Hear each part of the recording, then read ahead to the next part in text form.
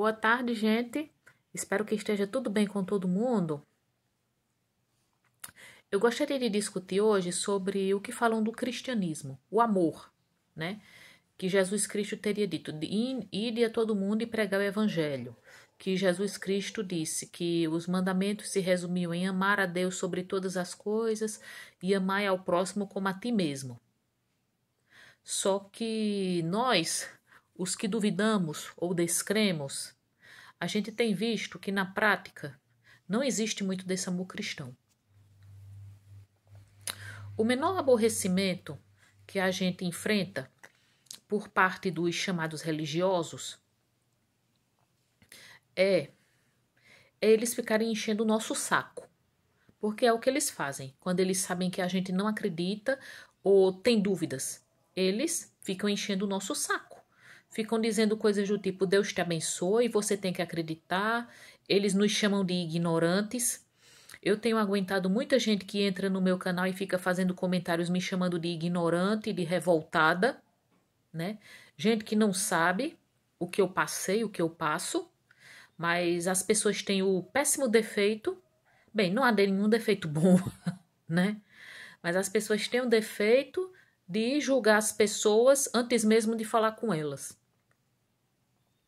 Eu não vou dizer nada sobre ninguém, eu costumo evitar dizer qualquer coisa sobre uma pessoa antes de saber sobre ela, alguma coisa. Porque ninguém sabe o que se passa na vida de ninguém. Eu não sei o que se passa na vida de ninguém, então eu não vou julgar uma pessoa. Eu não vou dizer que uma pessoa se tornou ateia ou passou a duvidar porque é uma revoltada. Ai, porque é uma pessoa que se desapontou com Deus, aí tá com raiva de Deus. Porque isso os religiosos dizem muito. Você é um ateu porque você é um revoltado. Ah, você é um ignorante. Você lê a Bíblia, mas você não estuda a Bíblia a fundo. Essas são as mínimas coisas que a gente ouve, né? Mas eu tenho ouvido muito de pessoas me chamando de pobre de Cristo, dizendo que quando eu acordar será tarde demais, dizendo, olha, quando as portas se... Deus ainda está lhe dando chances, quando as portas se fecharem. Já ouvi gente que disse assim para mim, olha, mulher, pelo amor de Deus, como é que você fala tanta besteira? Sou acusada de falar besteira. Sou acusada de falar besteira disso. Se você conhecesse Deus realmente, você não falaria tantas besteiras. Que Deus tenha misericórdia da sua alma. Mas muitos dizem, você vai se ferrar. Sou acusada de ser apóstata. Apostasia literalmente significa abandono da fé. Eu tenho ouvido que sou apóstata, que sou um instrumento do diabo, que existem 1000 espíritos do mal me comandando, fazendo com que eu fale contra Deus. Esse é o amor cristão. Alguém que tem amor dentro de si fala essas coisas? Mas é o que eu tenho aguentado diariamente. Ouço que sou usada pelo mal, que eu sou um instrumento de Satanás.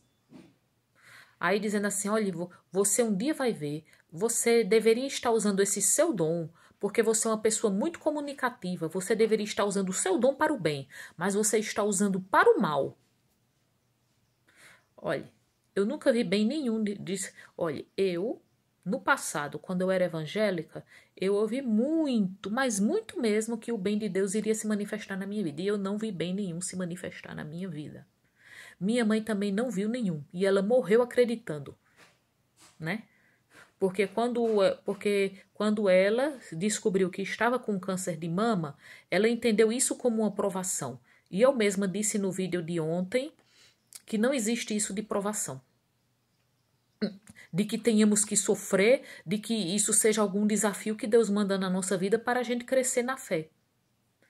Eu prefiro pensar no que uma vez disse o pai de um menino. Talvez não haja uma razão. Talvez seja tudo mesmo circunstancial.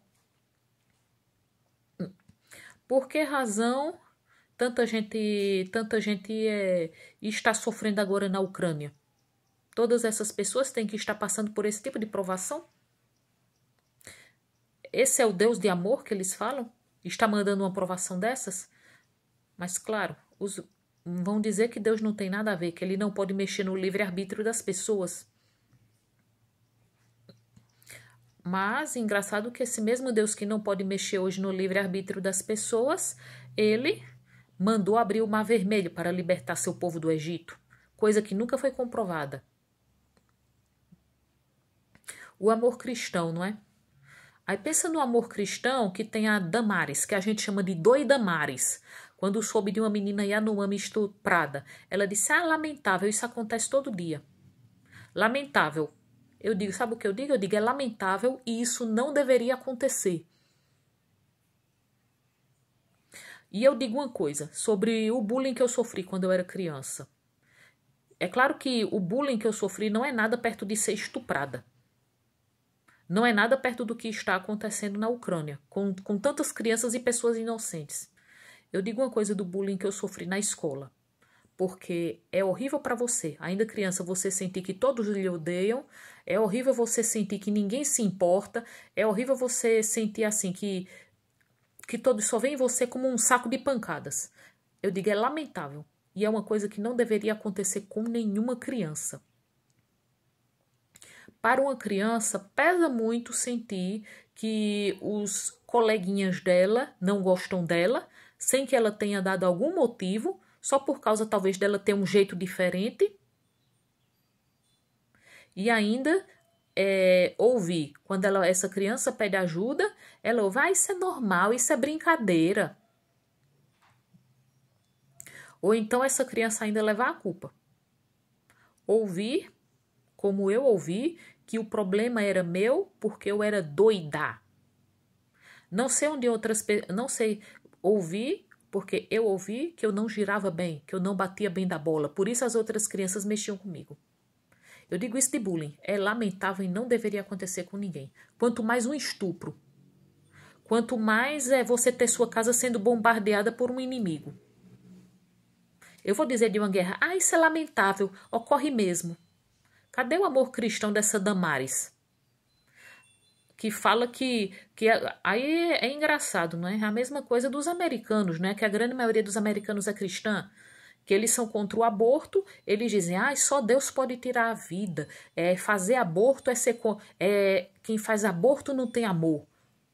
Mas a grande maioria desses mesmos americanos que é contra o aborto é a favor da pena de morte.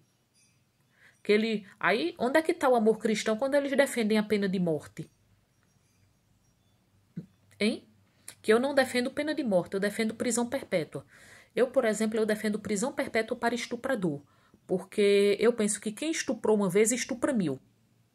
Eu até acho que quem foi ladrão, quem foi traficante, quem fez coisas como uma falcatrua, eu sou capaz de dar uma segunda chance a quem roubou e até a quem matou, porque dependendo das circunstâncias, até uma boa pessoa pode matar alguém. Eu sou capaz de dar uma segunda chance, mas a estuprador eu não dou. Para mim, estuprador é para estar em prisão perpétua, porque eu não sou a favor da pena de morte.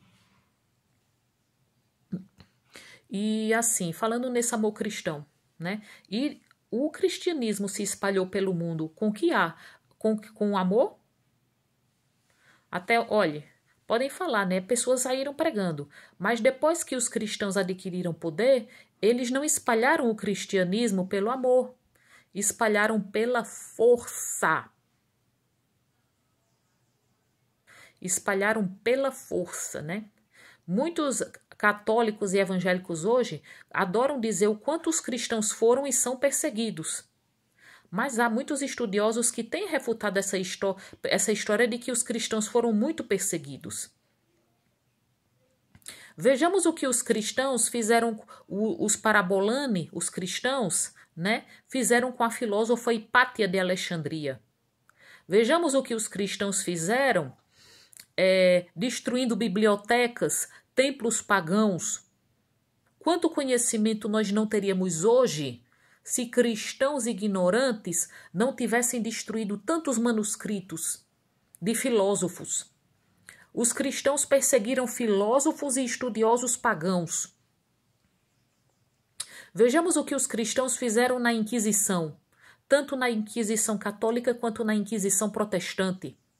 Vejamos o caso das bruxas de Salem. Hein? Vejamos esse amor cristão. Sabem como surgiu a expressão entre a cruz e a espada? surgiu com a colonização das Américas.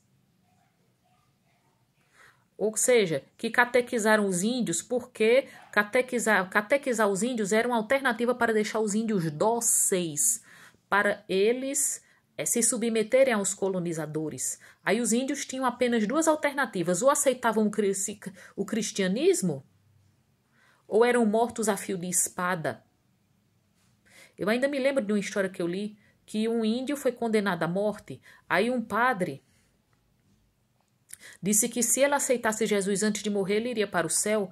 E o índio respondeu: se o céu tiver pessoas como o Senhor, eu prefiro ir para o inferno.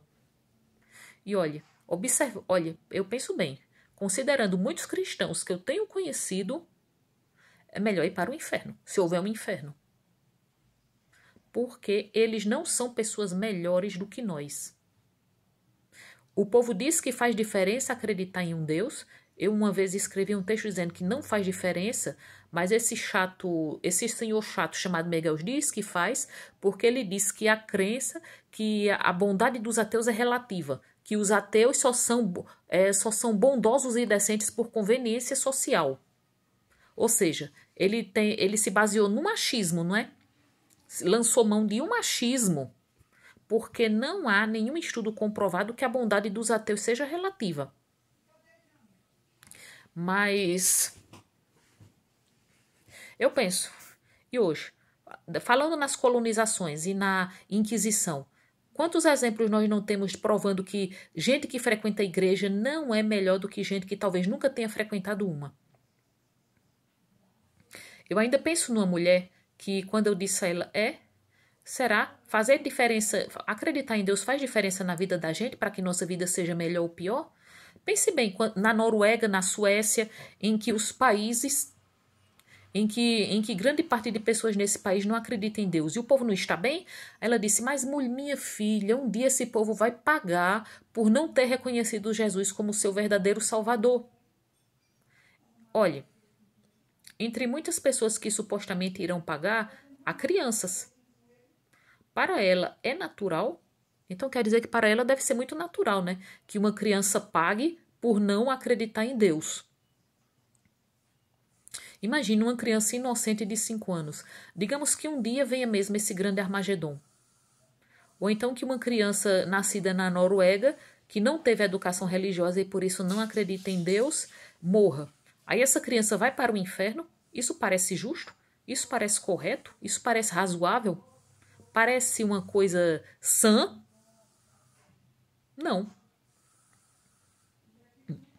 Eu acho a gente raciocinando assim, isso parece de uma crueldade, de uma insanidade extremas. Eu ainda lembro de quando eu ouvi de uma pessoa: você um dia ainda vai queimar no fogo do inferno e você vai pagar com sua língua. Uma pessoa me disse: você vai pagar com sua língua. Porque em vez de estar usando o dom que Deus lhe deu para espalhar a palavra, você está usando para falar contra Deus. Simples assim. Você vai pagar, porque você está usando o dom que Deus lhe deu. Você poderia estar usando o seu dom da comunicação, poderia estar usando a sua inteligência. Deus lhe deu um dom para você ser missionária, mas você está usando para o lado do mal. Está a bondade de uma pessoa que faz tal afirmação. Eu digo uma coisa: se algum dia eu souber que Deus existe, eu vou negar tudo que eu tenho afirmado até agora. Mas até agora eu não tenho encontrado nada que me faça dizer que estou errada. Porque quando eu sei que eu estou errada em alguma coisa, eu sou a primeira a admitir. Boa tarde.